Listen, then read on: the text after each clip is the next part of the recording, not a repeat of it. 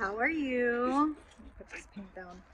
I'm filming this video just a couple days after we got the results of the U.S. elections, the presidential election, and I know that it's like a high, it's a highly. Oop, got my cup.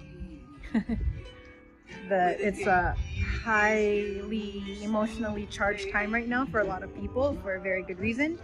And so just wanted to see how are you doing? How you guys doing? So I actually voted for the first time since I think since the 2008 elections. I actually voted this year and I voted early because I do think it's a crucial time in our nation's, in the world's no, it's just a really crucial time. I think there's just a lot of things that have come to light. There's a lot of people, I do believe that there's a lot of people waking up to these programs that we've lived under and this conditioning that we lived under, and now that's all unearthing, and that's why it's been messy and chaotic. And if you're like me, my entryway into, I would say, awakening and waking up to all these conditioned patterns and to start my deconditioning journey was through chronic illness, which I am recovering from. It's been great. If you watch my videos, it's been such a fun time. I'm sorry I'm documenting this. But anyway, the elections was a couple days ago, and when we got the results, my mother-in-law asked me and my husband to come over and stain her fence. And it was kind of perfect, actually, because it was very, very therapeutic to just be away from all of the social media noise surrounding all of that, and just to do something, like do a hands-on thing. And I felt very American doing it because it was very therapeutic, and I also felt like Tom Sawyer and Huckleberry Finn, whitewashing the fences in the Mark Twain novel. And I was like, oh, how American, like how more American can this be, right? Like how fitting. So I just want to say, after an emotionally charged event like post-election time, I highly recommend wood staining a fence. It kind of helps. It helped a lot to just come down from all that initial stuff. I think things are going to be very, very interesting moving forward, obviously, because a lot of things have rapidly changed. So this is just my reminder that, just even thinking about that, I was reminded of this notion of just let it be. Just let things be, because having resistance to things, which there are cases, yes, there are absolutely cases where you have to resist. Yes. Like if you're being attacked, or like if you're being legitimately abused, like resisting can be the right solution to the problem.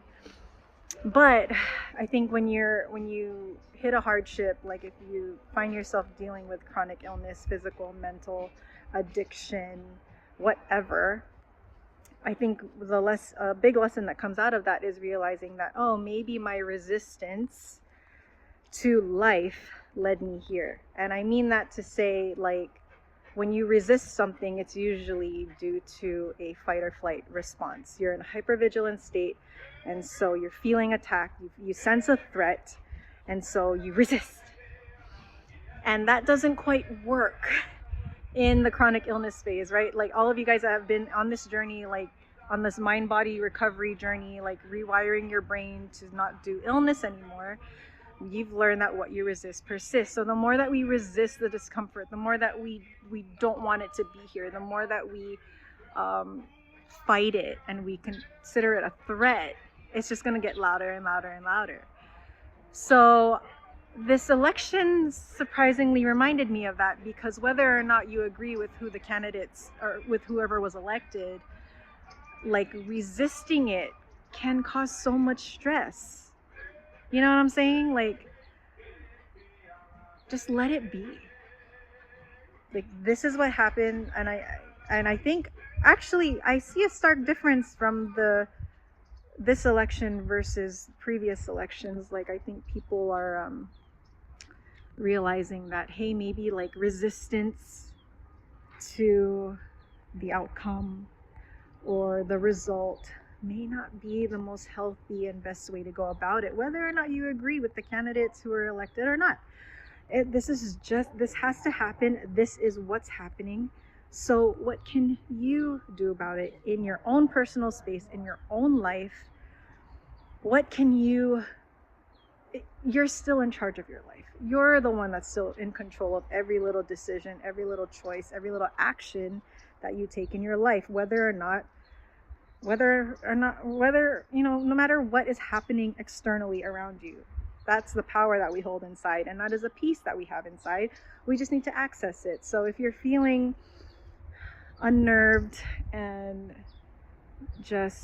people dealing with chronic illness, we feel unnerved all the time. We just feel so uncomfortable all the time. And I find that the most effective approach to all of these things is just to, okay, let it be. This is what's happening. Okay, so what am I going to do? How am I going to respond to this?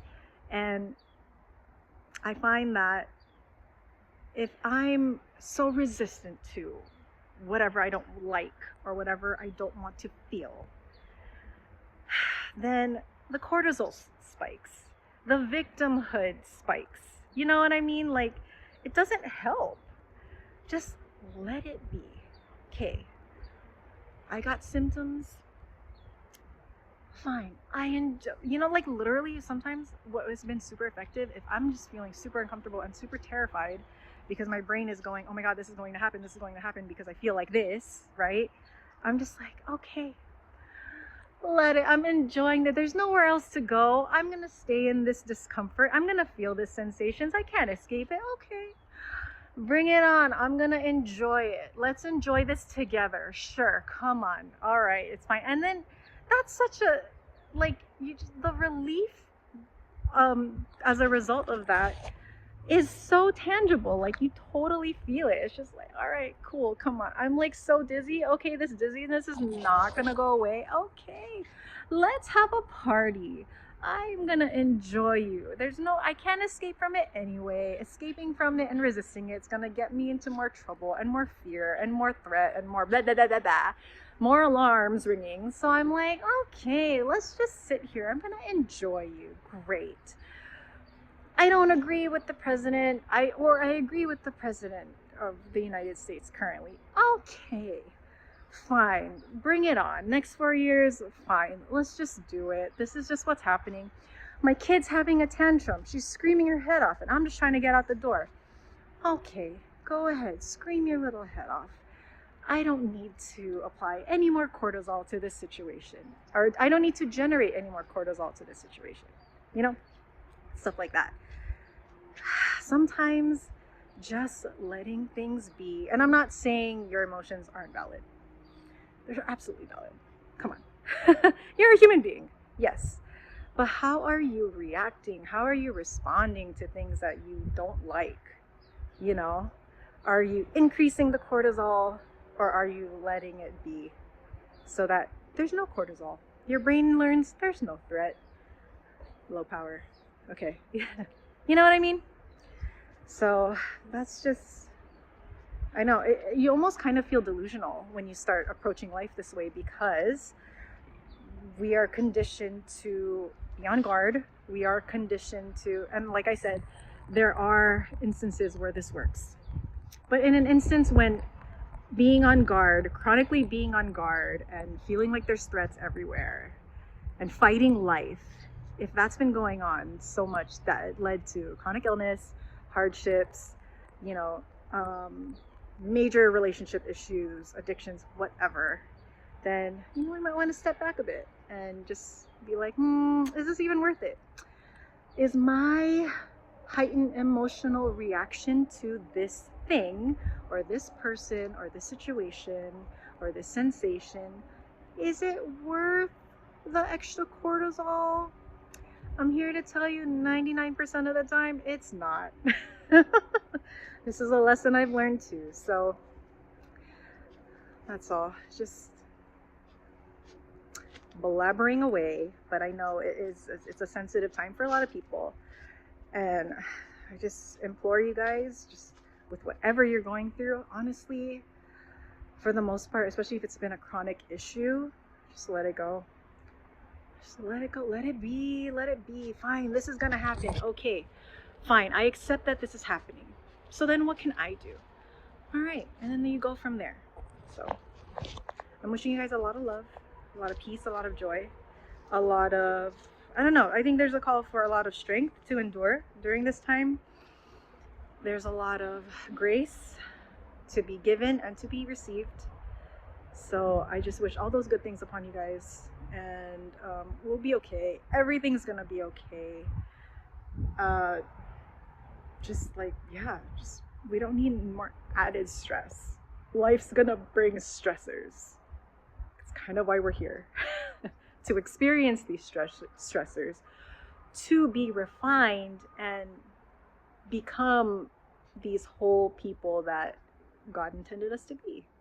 And he's building our resilience. It doesn't feel good, but that is what's happening. Resilience is being built. That is the invitation.